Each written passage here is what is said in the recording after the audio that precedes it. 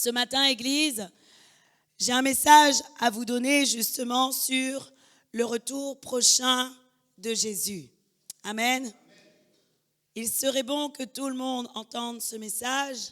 Alors je vais aller vous demander de récupérer même les enfants, même ceux qui sont dans la salle à côté, même ceux qui se sont mis là-bas, qu'ils viennent.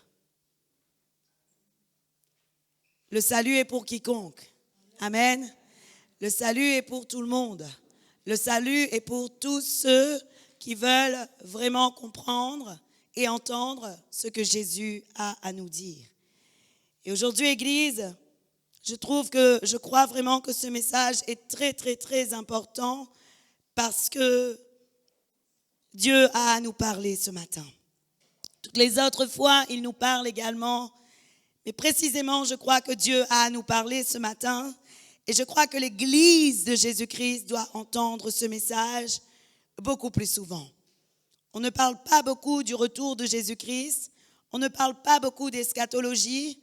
On ne parle pas beaucoup de l'Apocalypse. Souvent, les prédicateurs disent « laissez ça à Mario Massicotte ». Et c'est vrai parce que c'est difficile à parler du retour prochain de Christ. Et pourtant, il faut en parler. Amen.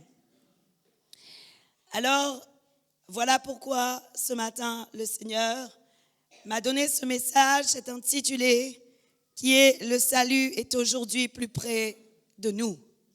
Amen. Parce que autrefois, Église, nous l'entendions dans les églises, nous entendions parler de cela et souvent on nous disait « Le retour de Jésus est proche, le retour de Jésus est proche ». Et comme l'Église de Jésus-Christ ne voyait pas le retour de Jésus-Christ comme étant proche, ils n'avaient plus la crainte de Dieu. On va les laisser s'installer. Séparez les enfants de préférence parce que s'ils sont à côté, ils vont parler.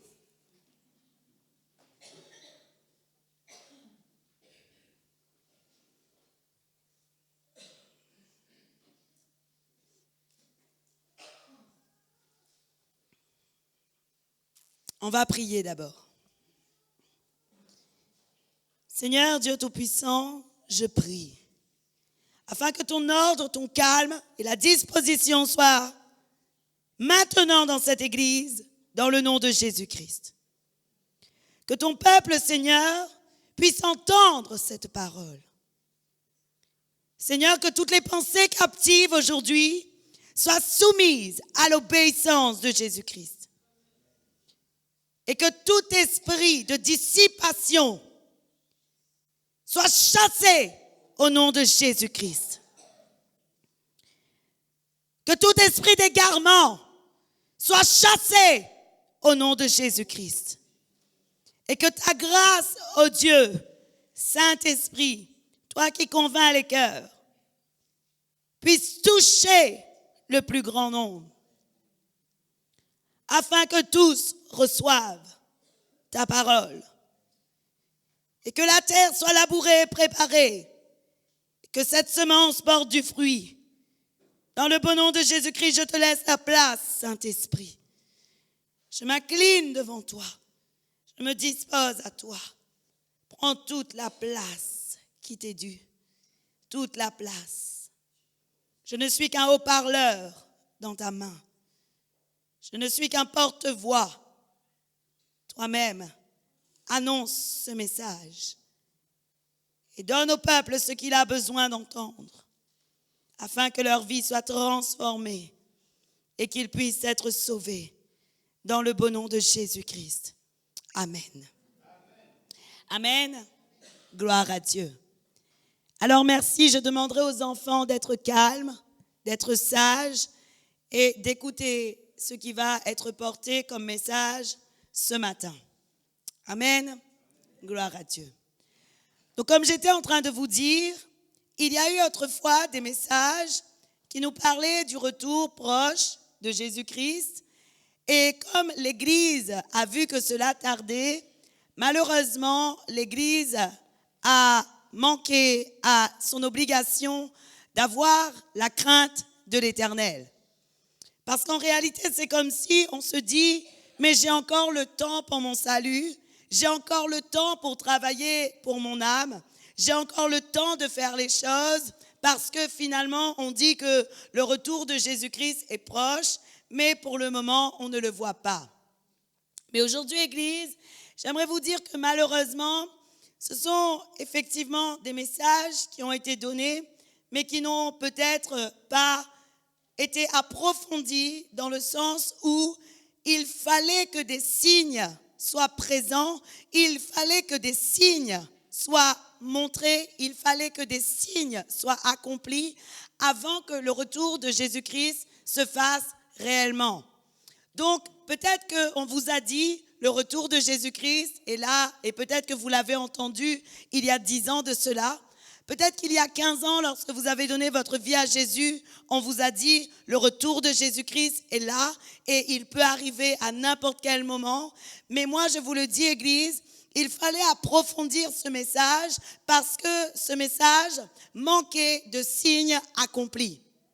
Et aujourd'hui, j'aimerais vous dire, vous allez voir aujourd'hui, présentement, à l'heure et dans la génération dans laquelle nous sommes et dans laquelle nous parlons, beaucoup de signes qui avaient été prophétisés au temps d'Ézéchiel, au temps de Jérémie, au temps de Zacharie, au temps d'Esdras, beaucoup de signes qui avaient été prophétisés dans le livre des prophètes sont déjà accomplis et sont en train de s'accomplir.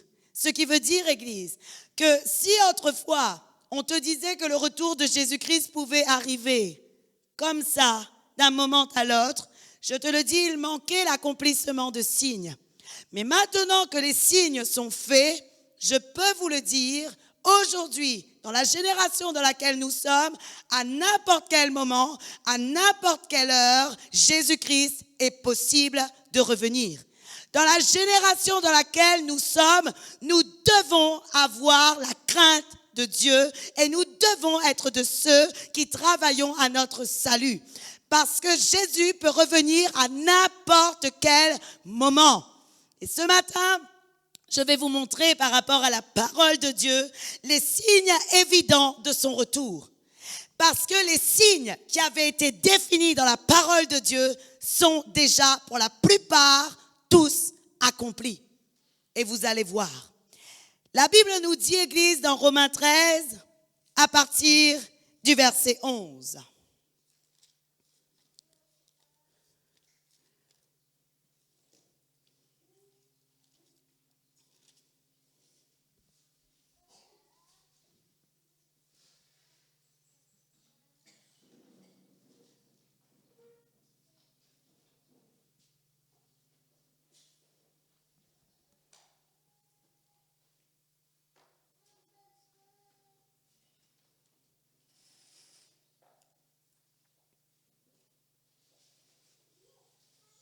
C'est la porte que tu dois fermer.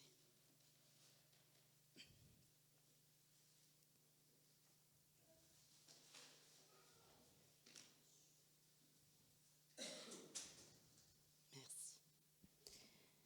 Romains 13, le verset 11. Voici ce que Paul annonçait aux Romains. Cela importe d'autant plus que vous savez en quel temps nous sommes. C'est l'heure de vous réveiller enfin du sommeil, car maintenant le salut est plus près de nous que lorsque nous avons cru. La parole de Dieu, Église, nous dit dans ce passage de Romains 13, le verset 11, que le salut est plus près de nous que lorsque nous avons commencé à croire. Et bien que l'apôtre Paul le disait déjà dans sa génération, comme je vous ai dit tout à l'heure, nous sommes dans une génération qui est encore beaucoup plus proche de la venue de Jésus-Christ que lorsque l'apôtre Paul le disait, lorsque l'apôtre Paul le déclarait dans sa parole. Jésus-Christ lui-même disait à ses disciples, lorsqu'il était en train de parler de son retour certain, la Bible nous dit que Jésus leur disait de regarder comme il regarde aux figuiers, de regarder aux saisons dans lesquelles nous sommes. Luc 21, le verset 29 à 30, voici ce que Jésus-Christ avait dit lorsqu'il parlait à ses disciples.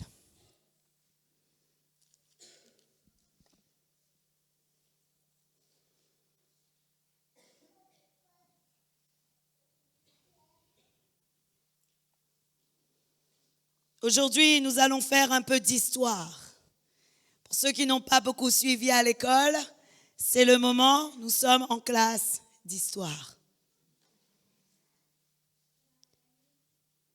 Luc 21, à partir du verset 29. Jésus disait à ses disciples, et il leur dit une comparaison. Voyez le figuier et tous les autres arbres. Dès qu'ils ont poussé, vous savez de vous-même, en regardant, que déjà l'été est proche. Amen. Jésus-Christ dit quelque chose, si tu peux remettre le verset 29. Voyez le figuier et tous les arbres. Et le verset 30 nous dit, dès qu'ils ont poussé, vous connaissez de vous-même en regardant que déjà l'été est proche. Autrement dit, Jésus-Christ était en train de dire aux disciples, vous ne connaîtrez ni le moment ni l'heure de mon retour. Mais regardez aux signes. Regardez à tout ce que les prophètes ont décrit. Regardez à tout ce que la parole de Dieu avait annoncé. Parce que lorsque vous allez constater que des signes sont déjà présents, vous ne pourrez plus vous dire que le retour de Jésus-Christ est encore trop loin. Ou vous ne pourrez plus vous dire que Jésus ne revient pas en réalité parce que ça fait trop longtemps qu'on en parle et on commence parfois à désespérer lorsqu'on a annoncé quelque chose il y a longtemps et que cela ne s'est pas encore accompli. Vrai ou faux? Mais j'aimerais vous dire, Église, dans l'épître de Pierre, à un moment donné, Pierre lui-même avait dit que dans les derniers temps, il y aurait des personnes qui se moqueraient de vous, de nous. Pourquoi? Parce qu'ils diront, où est la promesse de son retour? C'est ce que Pierre avait dit. Pierre avait dit, beaucoup se moqueront de vous et diront, mais où est la promesse de son retour? Car depuis longtemps, les pères sont morts et la terre est restée de la même manière. Et c'est ce que Pierre disait dans son épître. Mais aujourd'hui, je te le dis, Église, nous devons faire attention. Faire attention à ces pensées d'égarement. Ces pensées d'égarement qui pourraient nous dire, mais en fait, Jésus ne revient pas. Parce que le but du diable, c'est de nous entraîner de plus en plus loin de Dieu, de détourner notre regard de notre espérance, afin de pouvoir nous assiéger, afin de pouvoir nous dominer, afin de pouvoir nous enlever du plan salutaire de Dieu qui est d'être enlevé avec Jésus-Christ. Et j'aimerais vous dire aujourd'hui, l'Église doit faire très attention parce que je crois vraiment et je le ressens souvent que Jésus est à la porte du ciel. Et que Jésus est en train de frapper. Et vous savez, les coups les toc-toc de Jésus ne sont pas physiques, ils sont spirituels. Mais les coups qu'un homme pourrait entendre à une porte pour Jésus-Christ sont les signes de son retour.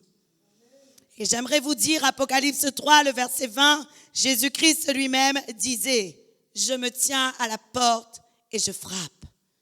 Et aujourd'hui, je te le dis, Église, plus qu'au temps de Paul, plus qu'au temps de Pierre, plus qu'il y a 10 ans, plus qu'il y a 15 ans, plus qu'il y a 20 ans, aujourd'hui, nous sommes dans la génération où Jésus-Christ doit et est prêt de revenir. Amen. Ce matin, j'aimerais vous parler, puisque Jésus nous a dit de regarder aux figuiers, de regarder aux arbres et de regarder qu'en les voyant pousser, l'été est déjà proche. j'aimerais vous le dire aujourd'hui, j'aimerais vous parler de ces signes qui prouvent que Jésus-Christ va revenir et que Jésus-Christ peut arriver à tout moment. Le premier signe, Église,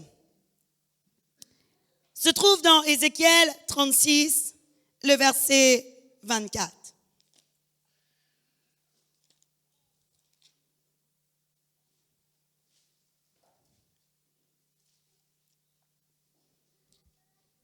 Voici ce que Dieu avait annoncé au peuple d'Israël. Parce que si l'on connaît un peu l'histoire du peuple d'Israël, pendant des années, Israël n'était plus un État. Parce qu'il y avait un mandat britannique qui empêchait la création d'un État juif. Et comme pendant des années, Israël n'était plus un État, il fallait que s'accomplisse la parole que Dieu avait dit, comme quoi il allait ramener les Juifs là où ils étaient initialement. Ézéchiel 36, le verset 24, la Bible nous dit, « Je vous retirerai d'entre les nations, je vous rassemblerai de tous les pays et je vous ramènerai dans votre pays. » Le verset 28, directement, nous dit, « Vous habiterez le pays que j'ai donné à vos pères et vous serez mon peuple et je serai votre Dieu. » Cette parole annonce deux signes qui devaient se produire avant le retour de Jésus-Christ. Le premier, comme je venais de vous l'expliquer, Israël doit et devait redevenir un État. Et vous savez, Église, au temps de Paul, au temps de Pierre, Israël n'était pas encore redevenu un État. Savez-vous à quel moment Israël est devenu un État? En 1948. Ce n'est que le 14 mai 1948 qu'Israël est redevenu un État. Et Dieu avait dit à Israël, vous allez être le peuple et vous allez redevenir la nation que j'avais choisie. Parce qu'autrefois, Israël était dominé et dirigé par un mandat britannique et plusieurs nations étaient celui qui dirigeait le peuple d'Israël. Alors il fallait que l'État juif soit à nouveau créé. Et alors, le 14 mai 1948, il y a eu la création de l'État juif. Premier signe. Deuxième signe qu'il devait arriver. Dieu avait dit au peuple d'Israël, il avait dit, vous habiterez le pays que j'ai donné à vos pères et vous serez mon peuple et je serai votre Dieu.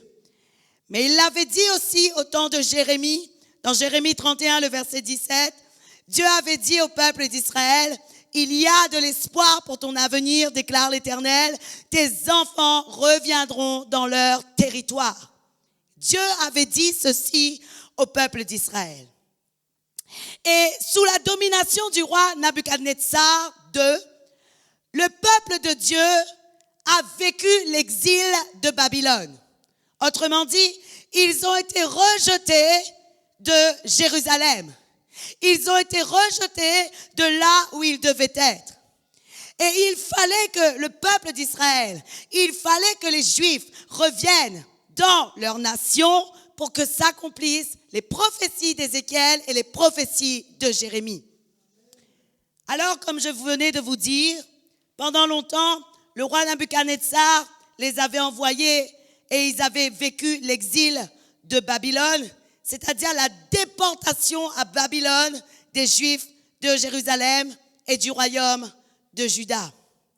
Mais j'aimerais vous dire, aujourd'hui, Église, la prophétie qu'Ézéchiel avait donnée et la prophétie que Jérémie avait donnée, indiquant que le peuple de Jérusalem allait redevenir, le peuple d'Israël, allait revenir à Jérusalem, est déjà accompli. En 1967, Jérusalem a été libérée et est redevenue à la direction du peuple juif. C'est en 1967 que Jérusalem a été libérée et c'est grâce à cela que Jérusalem est redevenue et réappartenue au peuple juif. Et avant que Jésus revienne, il fallait que cela s'accomplisse. Alors si autrefois on disait, mais le temps de Jésus arrive, il est proche, il est vrai, Église, au temps de Paul, Paul disait le salut est plus proche de nous, mais il y avait des choses qui devaient se passer, il y avait des choses qui devaient se produire et aujourd'hui, Église, nous avons des signes qui nous montrent que les choses sont proches d'arriver et que le Seigneur est celui qui va revenir très prochainement. Un autre signe, et voilà pourquoi je vous dis que nous sommes dans la génération du retour de Jésus, c'est sûr, parce que la Bible parle du 20e siècle, ce que je suis en train de vous dire et les accomplissements que je vous donne, ce sont des accomplissements qui se passent entre le 19 et le 20e siècle, oui ou non? Lorsque nous parlons de 1967, nous sommes bien dans le 19-20e siècle. Et donc, on doit comprendre que nous sommes la génération qui doit et qui vivra le retour de Jésus-Christ. Alors, le troisième signe, Église, qui devait se faire, c'est la reconstruction de la ville en Israël, des villes en Israël. Parce que les villes avaient été détruites, mais aujourd'hui, nous savons, et pour ceux qui vont un peu dans les actualités, pour ceux qui vont regarder un peu les actualités prophétiques, pour ceux qui vont regarder ces choses, nous savons aujourd'hui que les villes d'Israël sont toutes reconstruites et qu'ils sont déjà en train de parler de la reconstruction du temple de Jérusalem, le troisième temple annoncé dans Ézéchiel 40, le troisième temple qui est annoncé est déjà en cours. Encore en avril 2019, les Juifs parlaient sur une télé prophétique et ils disaient que nous sommes prêts aujourd'hui, l'État d'Israël, Israël, Jérusalem est prêt à reconstruire le troisième temple. Avril 2019, c'était hier, oui ou non? Hier encore, il y a des personnes qui disaient ils sont prêts à reconstruire le troisième temple. Pourtant, c'était une parole, une prophétie qui avait été donnée en Ézéchiel 40. Oui ou non?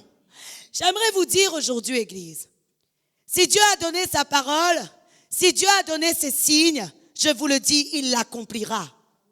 Et ne vous laissez pas égarer par des pensées qui commencent à vous dire « Oh non, Jésus ne reviendra pas, il tarde à venir, nous ne comprenons pas, nous avons le temps de faire ce que nous avons envie parce que Jésus ne va pas encore revenir. » C'est faux. Aujourd'hui, plus qu'autrefois, nous pouvons dire que puisque les signes sont déjà accomplis, Jésus est à la porte. Jésus est à la porte. Amen. Et j'aimerais vous dire, Église, il y a cependant un signe qui n'est pas encore accompli. Mais ça ne veut pas dire que le temps de Jésus va prendre encore beaucoup d'années. Ce signe, c'est la guerre. Parce qu'il y a encore 4 guerres de la parole, que la parole nous parle.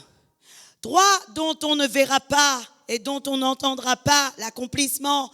Parce que si nous sommes enlevés auprès de Jésus-Christ et avec Jésus-Christ, nous n'allons pas vivre la guerre de l'Antéchrist, nous n'allons pas vivre la guerre de l'Armageddon et nous n'allons pas vivre la guerre après le millénium, logiquement parlant.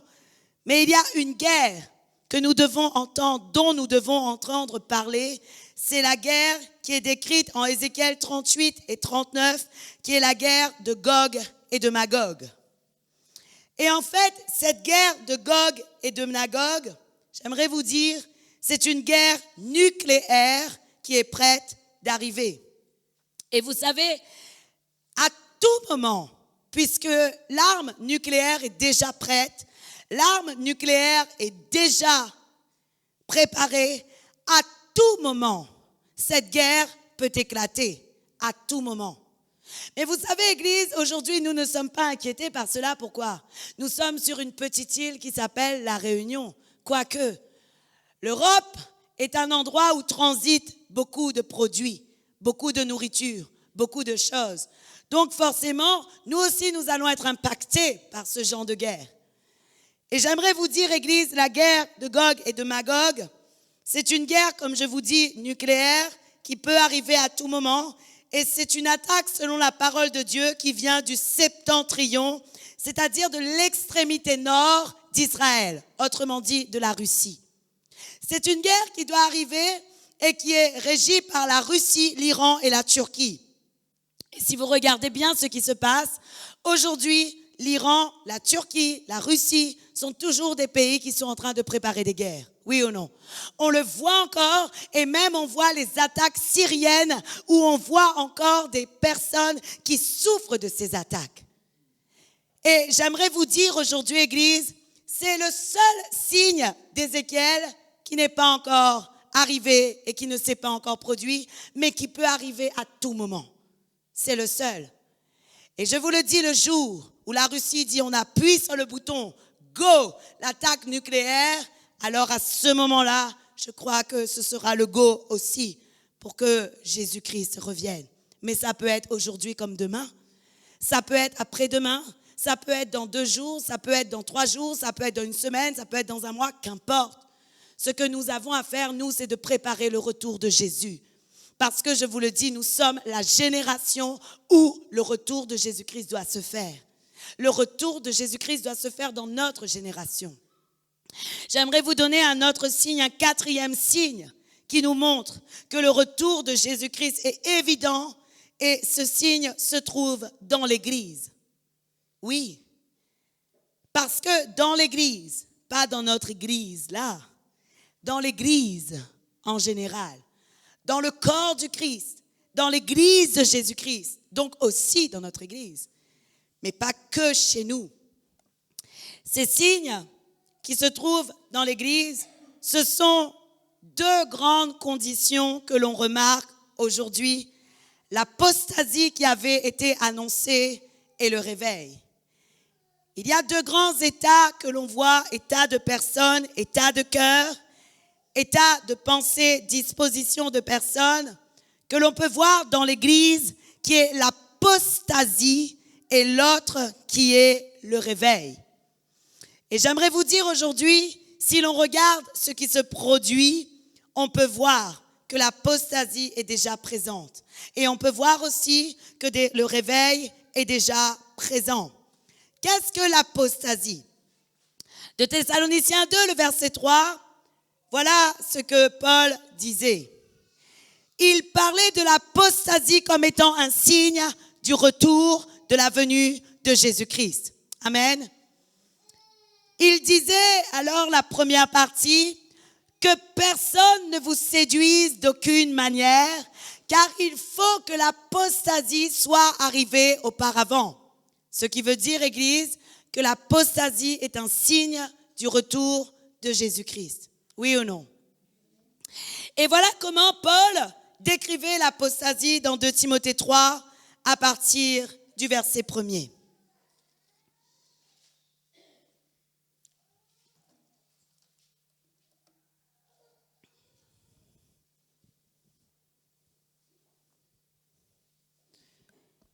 Paul dit, « Sache que dans les derniers jours, il y aura des temps difficiles, car les hommes seront égoïstes, amis de l'argent, fanfarons, hautains, blasphémateurs, rebelles à leurs parents, ingrats, irreligieux, insensibles, déloyaux, calomniateurs, intempérants, cruels, ennemis des gens de bien, traîtres, emportés, enflés d'orgueil, aimant le plaisir plus que Dieu, et ayant l'apparence de la piété, mais reniant ce qui fait la force.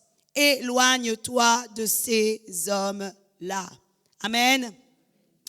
Paul nous parle, Église, des temps et de l'Église des derniers jours. C'est malheureux de dire. Mais il y a 2 états, 2 catégories de personnes dans les églises aujourd'hui. celles qui sont au moment de l'apostasie et celles qui sont dans le réveil. Et ces deux catégories de personnes, si tu es dans l'apostasie, c'est grave pour toi parce qu'en étant dans l'apostasie, nous ne pouvons pas avoir part au royaume des cieux. Mais j'aimerais vous dire aujourd'hui, l'apostasie, c'est aussi une manière d'agir, une manière de faire, où on ne craint plus la présence glorieuse de Dieu. On ne craint plus l'autorité dominante du Seigneur. On ne craint plus sa souveraineté. Aujourd'hui, si vous regardez l'église de Jésus-Christ, les hommes et les femmes sont inconscients. Les hommes et les femmes vivent comme si Jésus ne revenait pas demain. Les hommes et les femmes sont indifférents de ce que la parole de Dieu peut leur dire. Les hommes et les femmes ne cherchent plus à plaire à Dieu. Aujourd'hui, malheureusement, nous sommes dans un temps où l'Église s'est relâchée, où l'Église n'attend plus le retour de Christ. L'Église a été relâchée. Et ça, c'est grave, Église. Il est grave que nous sommes des hommes et des femmes assis sur des bancs, que nous disons que nous sommes des chrétiens, que nous disons que nous appartenons à Dieu et que derrière, dans l'église, nous sommes des bons chrétiens, mais à l'extérieur, nous faisons ce que nous avons envie. Mais j'aimerais te dire, Jésus-Christ ne reviendra pas chercher des personnes assises sur des chaises dans l'église. Jésus-Christ viendra chercher des personnes dont le cœur est pur et dont la vie est sanctifiée. Et ça, c'est ce que Jésus reviendra chercher. Mais le problème aujourd'hui, c'est que l'église de Jésus-Christ n'a plus la crainte. Mais c'était annoncé même au temps de Paul. Paul avait dit, lorsque tu reverras l'apostasie, tu sauras que le retour de Jésus-Christ est proche. J'aimerais vous dire aujourd'hui, Église, ne soyons pas des apostates. Ne soyons pas des apostates. Soyons des hommes et des femmes de feu qui vivent le réveil. Ne soyons pas des personnes qui soient négligées dans notre relation avec le Christ. Ne soyons pas des personnes qui négligeons notre salut. Ne soyons pas dans le compromis. Ne soyons pas dans le mensonge. Ne soyons pas dans le péché. Ne restons pas dans ce chose. Parce que Paul l'avait dit, il y a deux courants. Soit nous sommes dans l'apostasie, soit nous sommes dans le réveil. Et j'aimerais vous dire aujourd'hui, il est temps vraiment que l'Église de Jésus-Christ prenne conscience de ce qu'est l'apostasie. Peut-être que tu n'es pas rebelle à tes parents, ou peut-être que si. Peut-être que tu n'es pas ingrat, peut-être que tu n'es pas irreligieux, peut-être que tu n'es pas insensible, peut-être que tu n'es pas déloyaux et encore. Je vois vraiment aujourd'hui que les églises de Jésus-Christ sont insensibles à la présence du Saint-Esprit. Et ça, malheureusement, Église, c'est très grave. C'est très grave parce que lorsque nous sommes dans le refroidissement, je suis désolée de vous dire, mais il n'y a rien d'autre que l'Esprit de Dieu qui pourrait nous faire changer de comportement. Il n'y a rien d'autre que l'Esprit de Dieu qui pourrait nous faire changer de comportement. Qu'est-ce qui nous fait changer de vie? Qu'est-ce qui nous rend purs? Qu'est-ce qui nous rend parfaits? Qu'est-ce qui nous rend conformes à la parole de Dieu? Il s'appelle le Saint-Esprit. Parce que lui est saint et lorsqu'il vient régner en toi et lorsqu'il prend toute la place en toi, c'est celui qui te dirige et c'est celui qui te pousse à être dans le réveil. C'est celui qui te pousse à être en feu pour le Seigneur. Ce n'est pas celui qui te pousse à être dans la compromission. Malheureusement, Église, nous voyons ce signe encore aujourd'hui. Lorsque je regarde les hommes et les femmes qui se disent être pour Dieu, parfois je dis, Seigneur, vraiment, je crois qu'il y a un petit problème dans la compréhension de ce que veut dire être pour Dieu. Parce que je crois vraiment, Église, qu'il suffit et que l'Église de Jésus-Christ doit être une Église réveillée. Parce que si nous n'annonçons pas ce genre de message et si nous ne disons pas à l'Église qu'ils sont devenus insouciants et indifférents à la présence glorieuse de Dieu, malheureusement, l'Église ne changera pas de comportement. Et Paul lui-même disait, dans Philippiens 2, le verset 12, Paul disait, travaillez à votre salut avec crainte et tremblement. Paul nous exhortait, Paul encourageait l'Église de Philippe. Et Paul disait, travaillez à votre salut avec crainte et tremblement. Mais j'ai remarqué aujourd'hui, Église, le peuple de Dieu n'en a plus rien à faire de ce que Dieu lui demande. L'Église de Jésus-Christ n'en a plus rien à faire de la sainteté que Dieu lui demande. L'Église de Jésus-Christ vit comme il a envie, il fait ce qu'il veut. Pour lui, il appartient à lui-même, donc il est libre de faire comme il a envie. Et si tu oses le reprendre, et si tu oses lui dire que sa vie est contraire à la parole de Dieu, il préfère quitter ton église que de changer sa vie parce qu'il n'a pas envie de changer. Mais j'aimerais te dire quelque chose, c'est très grave de vouloir quitter l'église parce qu'on t'a dit que tu étais un impudique plutôt que de changer. Parce que j'aimerais te dire, si aujourd'hui moi je te le dis, c'est parce que j'ai été un témoin et parce que Dieu s'est servi de moi afin de te dire, arrête d'être impudique, sinon tu n'iras pas dans le royaume des cieux. Mais malheureusement aujourd'hui, au lieu d'être capable de recevoir ce genre de message, au lieu d'être capable d'entendre la vérité, au lieu de comprendre et de reconnaître qu'à un moment donné, on a dévié et qu'il faut se repentir, nous préférons fuir. Alors que Dieu lui-même nous demande, Église, de travailler à notre salut avec crainte et tremblement. Vous savez, Église, pour ma part, lorsque je suis en Jésus-Christ, lorsque je vis en Jésus-Christ, j'ai toujours peur, j'ai toujours la crainte de déplaire à mon Dieu.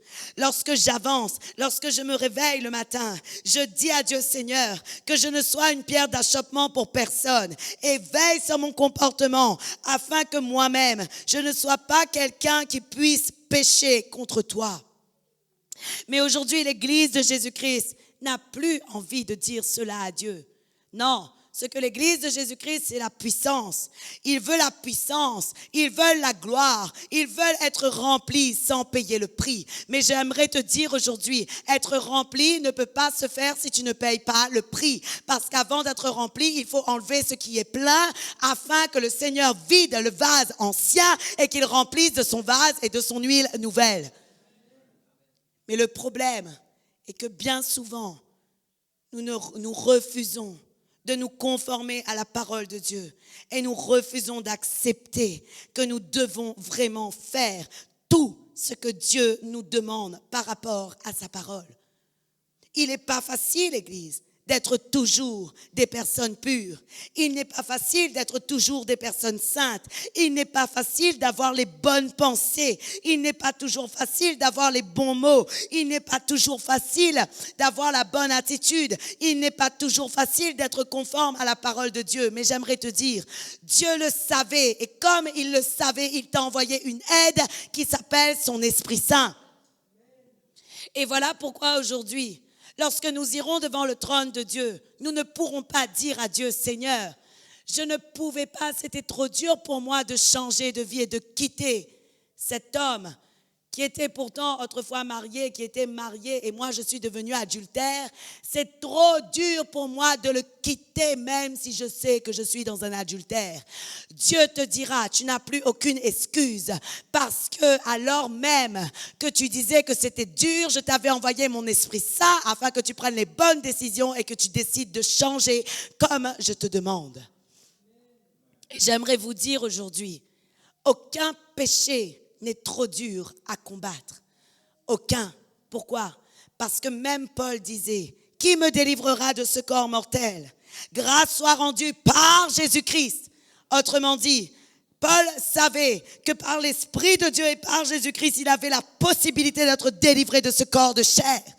Il le savait. Et pour cela, il faut que nous ne soyons pas des apostates, mais il faut que nous soyons des réveillés.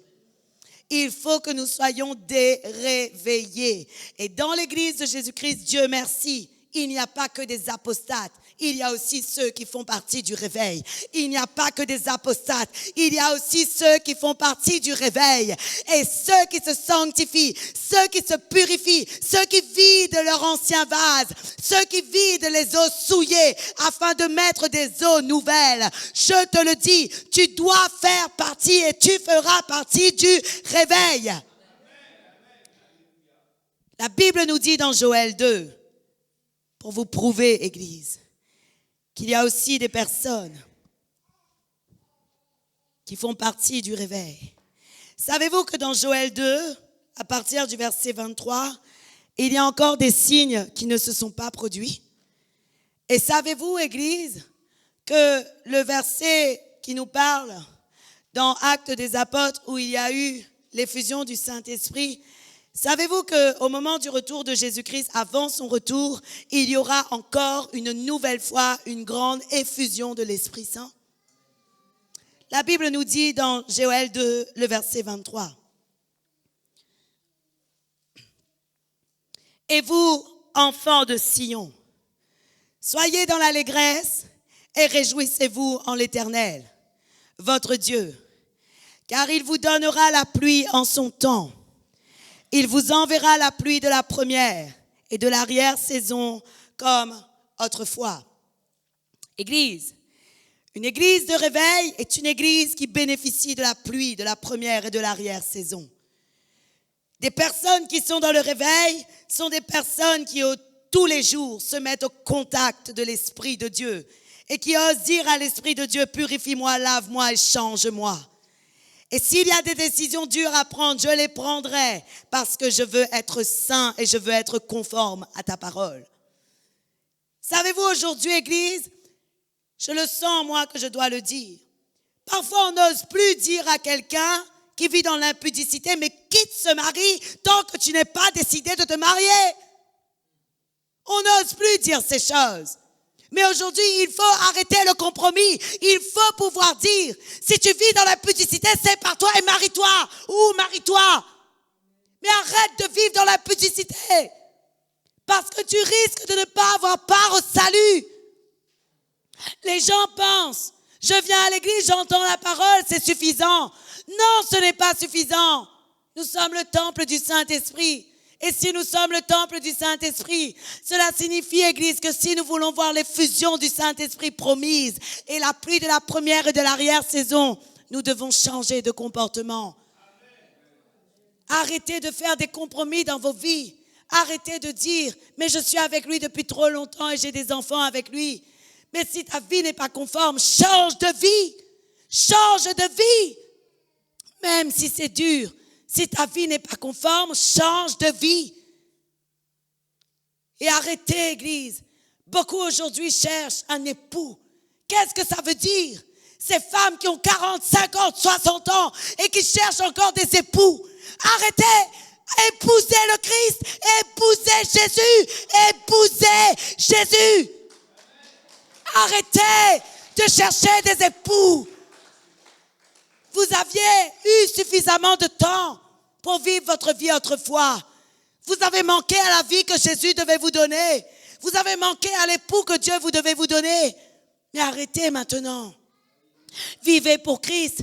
Vivez pour Jésus. Vivez pour Christ. Vivez pour Jésus. Vivez pour Christ. Vivez pour Jésus. Aujourd'hui, on cherche trop. Nous cherchons trop. Je veux me marier, je veux un époux. Je veux me marier, je veux un époux. Mais pourquoi ne pas se marier d'abord avec Jésus? Pourquoi ne pas se marier d'abord avec Jésus? Aujourd'hui, nous devons comprendre ces choses. Beaucoup de personnes aujourd'hui disent, si Dieu le permet, je retrouverai un époux. Mais stop. Dieu veut aujourd'hui que tu sois conforme à sa parole. Dieu veut aujourd'hui que tu cherches d'abord le royaume des cieux. C'est ce que Dieu cherche, c'est ce que Dieu attend. Et Jésus aura des choses à te donner. Paul était quelqu'un qui n'avait pas de femme. Et Paul était puissant dans le ministère. Pourquoi? Il était consacré à Dieu. Voilà pourquoi il était puissant dans le ministère. Savez-vous, Église, je suis désolée de dire, mais parfois, des époux, ce sont des charges aussi dans l'œuvre de Dieu. Et Paul a pu faire beaucoup de choses. Paul a pu faire beaucoup parce qu'il était seul. Paul a pu aller partout parce qu'il était seul. Maintenant, si vous avez déjà une femme et si vous êtes marié, je ne suis pas en train de vous dire de vous divorcer. Pas du tout. Restez avec cette personne et vivez et accomplissez le ministère de Dieu comme il veut que vous l'accomplissiez. Mais si vous n'avez personne aujourd'hui, vivez pour le Seigneur. Vivez pour l'Éternel. Vivez pour le Seigneur. Vivez pour l'Éternel. Cherchez le royaume des cieux. Cherchez à faire ce que sa parole demande. Vivez pour le Seigneur, Église. Aujourd'hui, beaucoup de personnes brûlent de désir dans les églises. Et c'est à cause de ça que Paul disait, mais si par exemple vous ne pouvez pas être saint, alors mariez-vous. Mais Paul avait dit quelque chose de plus grand. Paul avait dit quelque chose de plus noble. Paul avait dit, je préfère que tous soient comme moi, seuls. Mais Paul a dit, mais effectivement, si vous ne pouvez pas et que vous brûlez de désir, alors mariez-vous. Pourquoi? Parce que Paul ne voulait pas que dans les églises, il y ait sujet de scandale et que tout le monde soit dans les désirs ardents. Mais je ne comprends pas ces choses, Église. Comment se fait-il aujourd'hui que l'Église de Jésus-Christ, soi-disant, le peuple rempli du Saint-Esprit, peut encore avoir des désirs impurs alors que son époux s'appelle Jésus? Je ne comprends pas. Cela veut dire qu'il manque quelque chose dans le réveil. Je suis désolée de le dire aujourd'hui, Église. Mais nous devons comprendre que si nous sommes seuls en venant à Jésus, nous devons apprendre à rester dans la condition dans laquelle nous avons été. Si nous avions déjà été mariés et que nous avons été divorcés, nous devons apprendre à rester dans la condition dans laquelle nous avons été, c'est-à-dire comprendre que maintenant, nous devons choisir Jésus-Christ comme Seigneur et Sauveur personnel. Je suis désolée de dire, mais c'est ce que Paul avait dit. Paul avait dit, j'aimerais que tout le monde soit comme moi. Mais si vous n'arrivez pas et que vous brûlez de désir, que pourrais-je vous dire autre que Paul? Faites comme Paul a dit, mariez-vous. Mais je trouve dommage, je trouve vraiment dommage qu'il y ait des personnes qui commencent à remettre un joug étranger sur leur vie alors qu'ils pourraient tellement être libres pour servir Dieu. Je trouve vraiment dommage ces choses. Oui ou non? Nous pourrions être libres de servir Dieu. Nous pouvons être libres de faire ce que Dieu nous demande. Pourquoi? Parce que lorsque Dieu te demande, tu n'as pas à consulter quelqu'un d'autre pour lui dire « Est-ce que tu es d'accord que je le fasse ?» Non. Tu avances et tu fais tout ce que Dieu te demande de faire. Tu avances et tu ne cherches que l'approbation de Jésus. Tu avances et tu vas là où il te demande d'aller. Et voilà pourquoi je trouve dommage que beaucoup cherchent. Si un jour tu meurs, mon chéri, je suis désolée de te dire, je ne me marierai pas. Oui. Ou je suis heureuse de te dire, je ne me marierai pas parce que j'aimerais vraiment être plus libre pour le Seigneur. Et c'est comme cela. Oui ou non? C'est comme cela que personne n'attend à se remarier avec moi. Si un jour mon mari meurt, je resterai seule parce que je veux faire l'œuvre de Dieu. C'est tout. Ce que j'ai comme désir, c'est de faire l'œuvre de Dieu et c'est tout. Et j'aimerais vous dire, si ça arrive, tout le monde va mourir un jour, oui ou non? Tout le monde va mourir un jour. Tout le monde. Ah. Mais si ça arrive, amen. On va reprendre le message, s'il vous plaît. Alors, j'aimerais vous dire aujourd'hui que nous sommes effectivement dans un temps promis de réveil. Et le Saint-Esprit peut remplir les corps, comme il l'avait fait au temps de Actes des Apôtres, où il y avait la promesse de l'effusion du Saint-Esprit qui était répandue sur le peuple. La Bible nous dit dans Joël 2, le verset 23 à 31. Il dit, et vous, enfants de Sion, soyez dans l'allégresse et réjouissez-vous en l'Éternel, votre Dieu. Car il vous donnera la pluie en son temps. Il enverra la pluie de la première et de l'arrière-saison comme autrefois. Les airs se rempliront de blé et les cuves regorgeront de mou et d'huile. Je vous remplacerai les années qu'ont dévoré la sauterelle, le gélec, le asile, le gazam, ma grande armée que j'avais envoyée contre vous. Vous mangerez et vous vous rassasierez. Et vous célébrerez le nom de l'Éternel, votre Dieu, qui aura fait pour vous des prodiges. Et mon peuple ne sera plus jamais dans la confusion. Et vous saurez que je suis au milieu d'Israël, que je suis l'Éternel, votre Dieu, et qu'il n'y en a point d'autre, et mon peuple ne sera plus jamais dans la confusion. Après cela, dit Dieu, je répandrai mon esprit sur toute chair. Vos fils et vos filles prophétiseront. Vos vieillards auront des songes et vos jeunes gens des visions. Même sur les serviteurs et les servantes, dans ces jours-là, je répandrai mon esprit. Je ferai paraître des prodiges dans les cieux et sur la terre, du sang, du feu et des colonnes de fumée. Le verset 31 dit, le soleil se changera en ténèbres et la lune en sang, avant l'arrivée du jour de l'Éternel, de ce jour grand et terrible. Alors, quiconque invoquera le nom de l'Éternel sera sauvé. Le salut sera sur la montagne de Sion et à Jérusalem. Comme a dit l'Éternel, et parmi les réchappés que l'Éternel appellera. Amen. La Bible, Église, nous parle d'une grande effusion. Et j'aimerais vous dire aujourd'hui, Église, malheureusement, l'Église de Jésus-Christ ne vit pas encore cette grande effusion. Et pourtant, ça devrait déjà être le cas. L'Église de Jésus-Christ et Jésus est prêt à donner à son peuple la grande effusion comme au temps d'Actes des Apôtres. Et alors, à ce moment-là, je crois vraiment que lorsque l'Église de Jésus-Christ vit des temps de grande effusion, il y a quelque chose de merveilleux qui se produit. Cette chose merveilleuse, c'est que le peuple de Dieu devient un peuple spirituel qui est capable de recevoir des choses qui ne se reçoivent que dans l'esprit.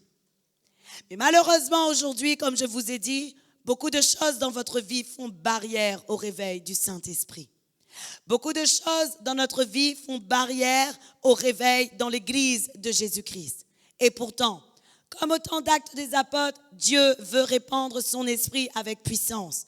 Vous savez, Église, dans mon cœur, j'ai vraiment l'intention et le désir de voir que lorsque nous commençons à louer Dieu, à glorifier Dieu, à élever son nom, à un moment donné, tout le monde soit en esprit et que tout le monde soit emporté devant son royaume. Dans mon cœur, en moi-même, j'ai le désir et je sais que c'est possible, que Dieu dispose tout le monde en esprit et que nous soyons vraiment des personnes qui soient en esprit et en vérité et que nous puissions recevoir directement du cœur de Dieu des choses qu'il veut nous révéler. Mais le problème aujourd'hui, c'est que l'Église de Jésus-Christ n'est pas vraiment en éveil. L'Église de Jésus-Christ n'est pas vraiment réveillée. Et aujourd'hui, je veux vous le dire, Dieu et son Saint-Esprit veulent une effusion plus grande pour nous. Dieu et son Saint-Esprit veulent une effusion plus grande pour nous. Ce n'est pas que des miettes qu'il veut te donner. Ce n'est pas qu'une petite portion de son esprit qu'il veut te donner, mais c'est beaucoup plus grand. Pourquoi? Parce qu'il faut que se passent de grands prodiges, de grands miracles et de grandes manifestations de la puissance glorieuse de Dieu pour que le peuple de Dieu revienne à lui. Et j'aimerais vous dire aujourd'hui, Dieu avait dit, même sur les servantes et sur les serviteurs, dans ces jours-là, je répandrai mon esprit. Je ferai paraître des prodiges dans les cieux et sur la terre, du sang, du feu et de la colonne de fumée. Ce verset 30, n'est pas encore arrivé sur la terre. Et cette partie du réveil ne s'est pas encore produite parce qu'elle se produira au moment même que Jésus-Christ va descendre. Au moment même que Jésus-Christ va venir, au moment même que Jésus-Christ reviendra, au moment même que sera son retour, il y aura des signes spectaculaires dans le ciel.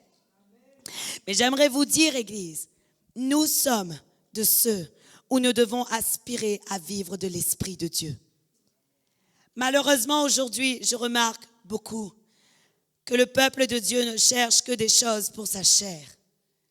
Beaucoup d'entre nous, aujourd'hui, nous cherchons que des choses pour notre chair. Mais aujourd'hui, j'aimerais vous dire, Église, je viens vous annoncer ce message parce que Dieu veut que nous soyons la régénération du réveil. Dieu ne veut plus que nous cherchions des choses simplement pour notre chair. Mais Dieu nous a dit dans Matthieu 6, verset 33, « Cherche premièrement le royaume des cieux et la vie juste ce qu'il demande et tout le reste sera donné par-dessus tout. » J'aimerais te dire aujourd'hui, arrête de chercher des choses pour ta chair. Cherche des choses pour ton âme et cherche des choses pour ton esprit. Arrête de chercher des choses pour ta chair, cherche des choses pour ton âme et cherche à être en connexion totale avec l'Esprit de Dieu. Parce que c'est seulement ceux qui sont spirituels, c'est seulement ceux qui sont en esprit qui entendront la dernière trompette. Oui, c'est seulement ceux qui sont spirituels, seulement ceux qui sont en esprit qui entendront la dernière trompette. La trompette, nous pensons que ça va être un son d'un instrument qu'on entendra physiquement. Alors que cette trompette, je te le dis, est spirituelle. Cette trompette est spirituelle. Nous entendrons la trompette seulement si nous sommes spirituels. Si nous sommes spirituels, si nous sommes remplis de l'Esprit de Dieu, si nous appartenons au royaume des cieux, même en étant sur la terre, nous entendrons les choses de Dieu. Mais si nous ne sommes pas remplis de l'Esprit en étant sur la terre, jamais nous n'entendrons les choses de Dieu. C'est impossible. Et aujourd'hui, nous sommes encore trop physiques. Les comportements du peuple me montrent qu'ils sont encore trop physiques. L'attitude du peuple de Dieu me montre qu'il y a encore trop de physique.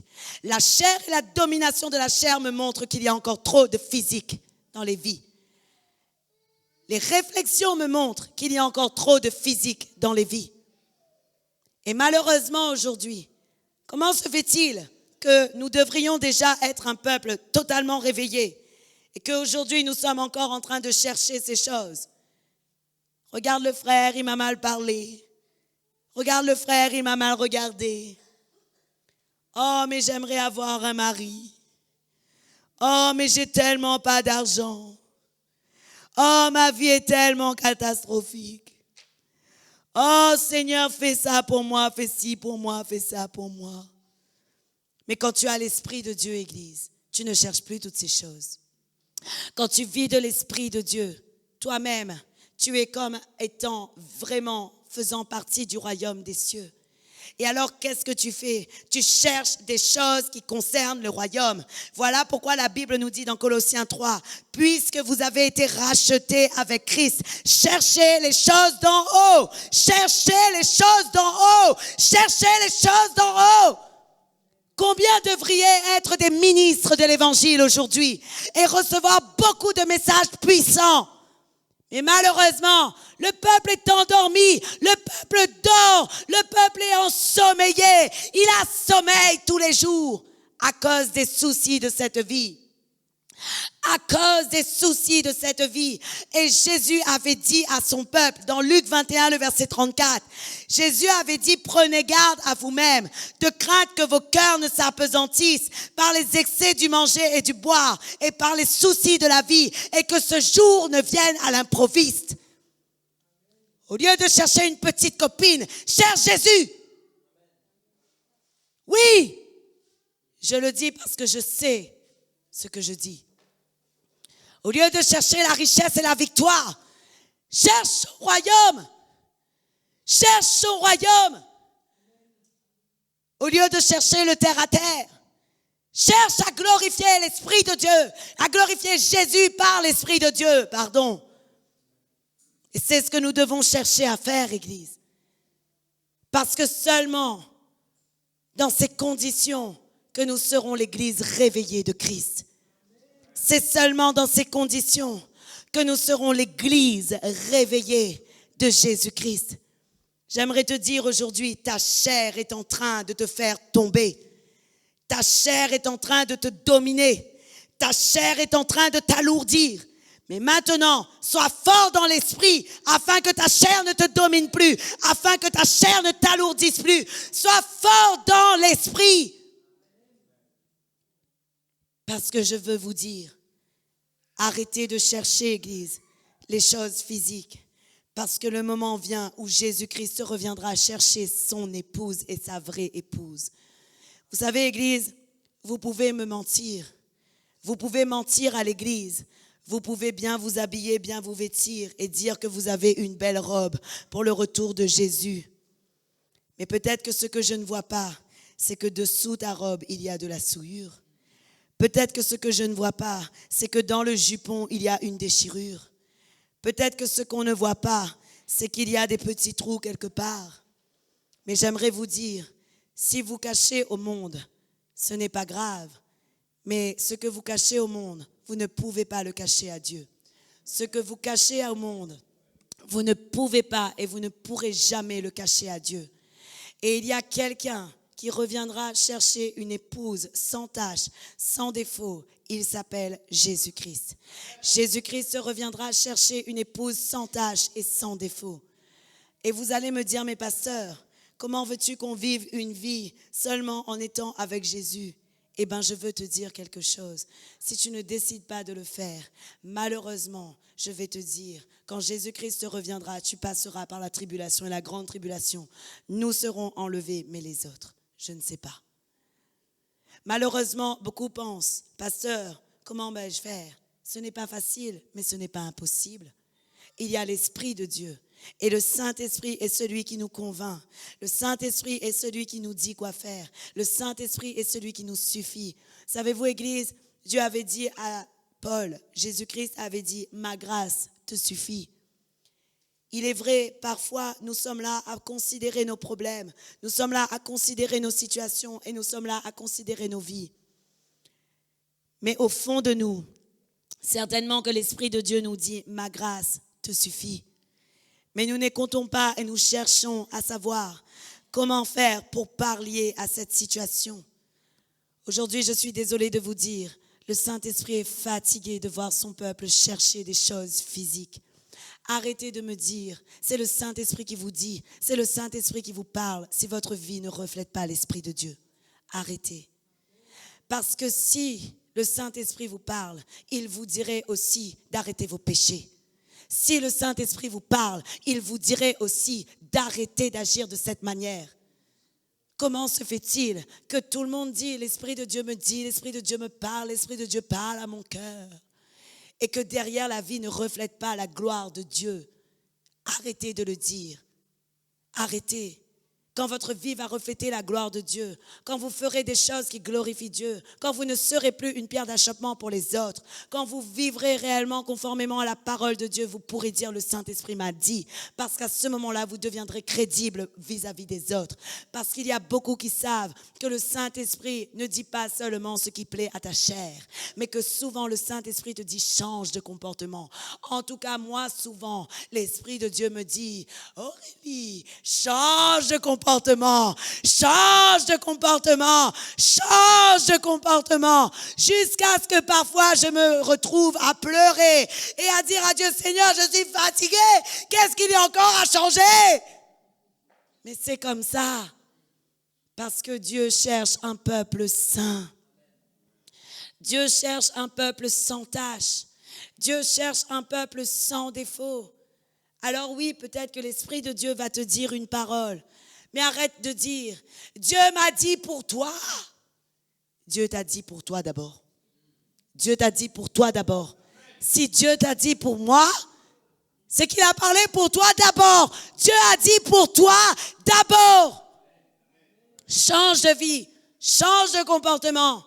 Et quand tu vas commencer à changer, tu pourras parler réellement de ce que l'Esprit de Dieu a à dire au peuple de Dieu. Je veux vous dire aujourd'hui, faites attention à vos attitudes. Faites attention parce que l'effusion de l'Esprit Saint ne ment pas. Il y a des vraies effusions et des fausses effusions. Il y a des gens aussi, n'est-il pas vrai, que dans la sorcellerie, il y a des gens qui entrent en transe. Oui ou non? N'est-il pas vrai que dans la sorcellerie, il y a des gens qui disent les aventures? Oui ou non? N'est-il pas vrai que dans la sorcellerie, il y a aussi des prophètes? Oui ou non? Il y a aussi des divins. Ce qui veut dire, Église, si votre vie n'est pas conforme à la parole de Dieu, faites attention à l'effusion dans laquelle vous êtes. Faites attention à l'effusion dans laquelle vous êtes. Parce que si vous n'êtes pas dans l'effusion du Saint-Esprit, vous êtes dans l'effusion du démon. Je suis désolée de dire, mais aujourd'hui, le Saint-Esprit me demande de parler clairement au peuple de Dieu. Parce que si l'on ne parle pas clairement au peuple de Dieu et que le peuple pense être rempli de l'Esprit de Dieu alors qu'il est rempli d'autres choses, il va à l'égarement. Je veux vous le dire, l'Esprit de Dieu me demande tout le temps de travailler sur moi-même. Et quand j'ai déjà travaillé sur moi-même, il me dit ensuite donne aux autres. Mais tant que toi-même, tu n'as pas travaillé ta vie, ne va pas pour porter quelque chose. Parce que malheureusement, tu risques d'infecter celui à qui tu as porté quelque chose. J'aimerais vous dire, mes heures de prière, mes heures de la présence de Dieu sont des heures vraiment où Dieu me travaille. Les heures de prière, les heures dans la présence de Dieu sont des heures vraiment où Dieu me garde en garde. Mes heures de prière et mes heures de travail sont vraiment des moments où le Seigneur me dit quoi faire et quoi ne pas faire. Et j'aimerais vous le dire, Église, cherchez à glorifier Dieu par votre attitude. Arrêtez de penser que votre vie est totalement conforme. Posez-vous la question, est-ce que ma vie glorifie vraiment le Seigneur? Parce que ne pensez pas que Dieu est dans le compromis. Ne pensez pas que Dieu est dans le péché. Et ne pensez pas que Dieu te dit, il y a une petite lassitude à cette parole. Tu peux un peu le faire. Pas trop, mais un peu. C'est l'esprit d'égarement qui parle de cette manière. L'esprit d'égarement va toujours te chercher une petite astérix à la parole de Dieu. Cet astérix qui te reporte à une parole qui est totalement contraire à la parole de Dieu.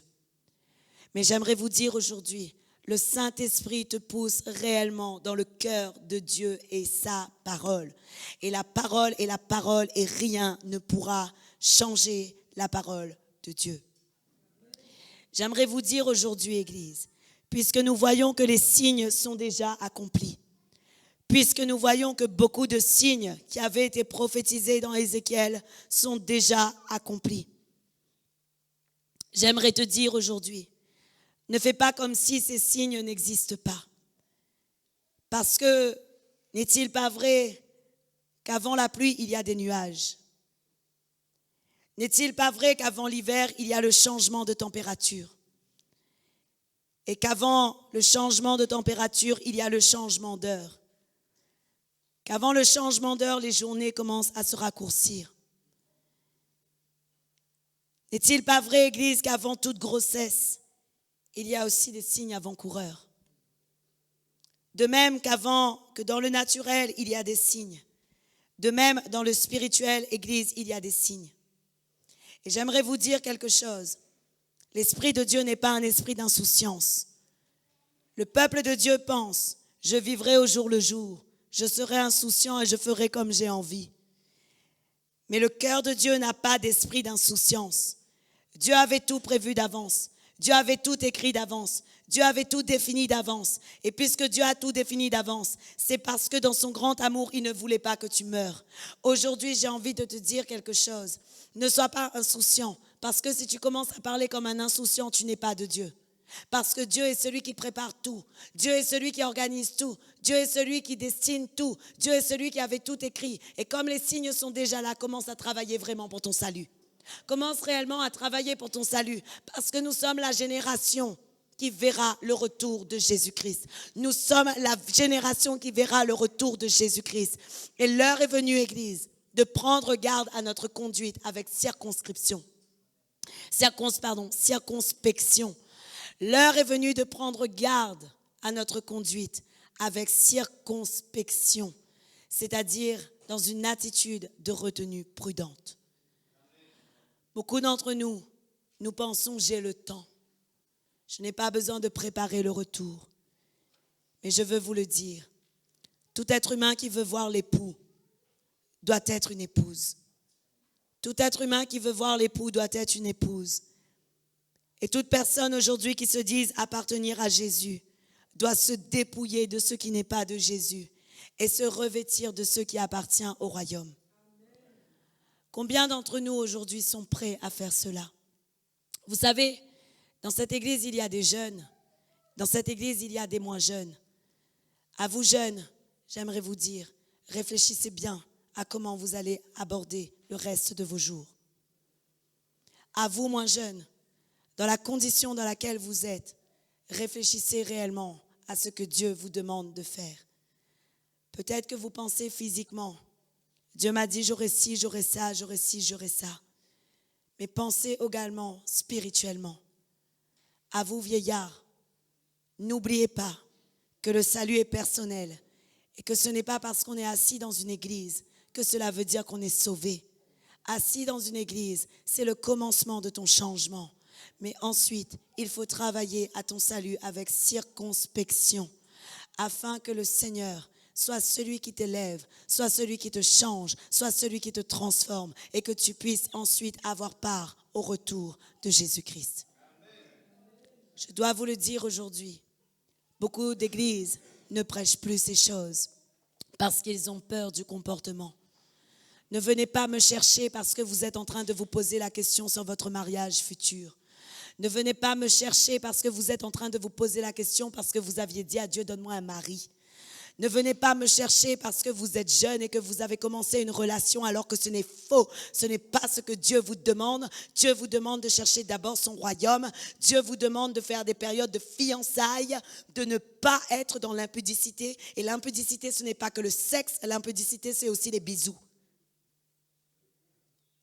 Alors ne venez pas me chercher parce que vous Le Saint-Esprit peut remettre en cause aujourd'hui votre situation. Mais cherchez auprès de Dieu. Cherchez auprès de Dieu qui peut vous dire, elle a raison ma servante. Parce que si tu n'agis pas ainsi, tu n'iras pas dans mon royaume. Cherchez auprès de Dieu qui peut vous dire, elle a raison ma servante. Le salut est difficile à obtenir. Mais la Bible nous dit même que beaucoup passent par la porte large et que très peu empruntent la porte étroite. Parce que lorsque la porte est étroite et lorsque le chemin est resserré, tu as moins de possibilités. Vrai ou faux? N'est-il pas vrai que Dieu nous a dit, entrez par la porte étroite, par le chemin resserré, car large est le chemin de la perdition, mais resserré est le chemin du salut. Pourquoi resserré? Parce que quand tu es resserré, tu ne peux pas emmener beaucoup de choses avec toi. Il faut que tu te dépouilles afin de pouvoir aller là où Dieu te demande d'aller. Amen. Amen. Gloire à Dieu. Aujourd'hui, je vous pose cette question. Si Jésus revient dans l'heure, n'allons pas chercher loin, dans l'heure, serez-vous enlevés? Si Jésus revient dans l'heure, serez-vous enlevés? Moi, j'ai ma réponse. Dieu merci, mon cœur est en paix. Et je vous pose cette question. S'il revient tout à l'heure, parce qu'il pourrait très bien revenir pendant un culte, il pourrait très bien revenir à 10h30, à 11h30, à midi. Aussitôt que la guerre nucléaire est déclenchée, nous n'allons pas savoir, nous ne sommes jamais devant la télé. Mais aussitôt que la guerre nucléaire est déclenchée, Jésus arrive. Qu'est-ce que vous pensez, vous? Est-ce qu'aujourd'hui nous allons être enlevés? Réponds pour toi, mon frère. Moi, je réponds pour moi. Réponds pour toi. Laisse tout le monde répondre pour lui-même. Faites une introspection de vous. On va rester un moment dans le silence. Si tu peux venir prendre la guitare ou le piano. Peut-être que vous aussi, vous voulez être dans le silence.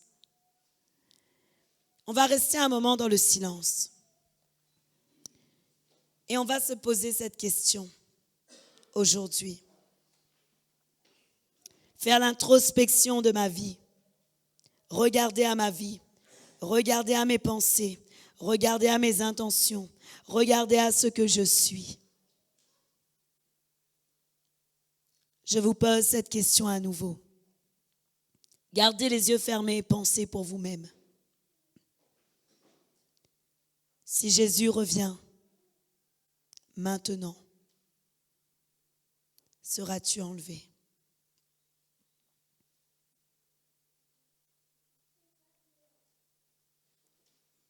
Et si ta conscience te dit non, c'est le moment de demander pardon à Dieu.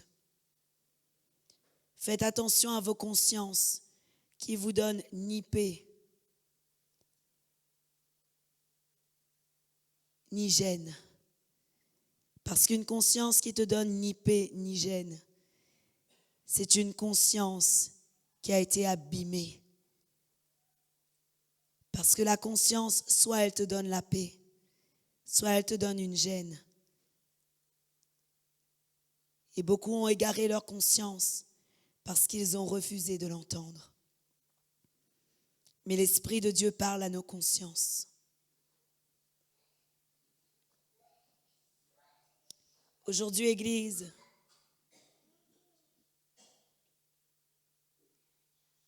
même si nous avons à être dans un culte de tristesse, même si nous avons à être dans un culte de lamentation, parce que nous avons péché, parce que nous péchons et parce que nous avons fait des mauvais choix, il vaut mieux que cela se fasse maintenant plutôt que de manquer l'enlèvement.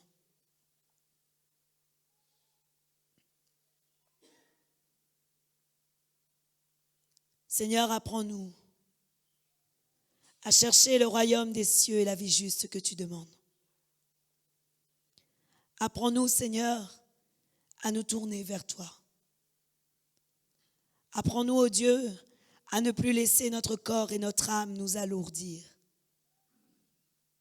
Et que notre âme soit sanctifiée. Que notre âme soit purifiée. Que notre esprit possède une intelligence saine.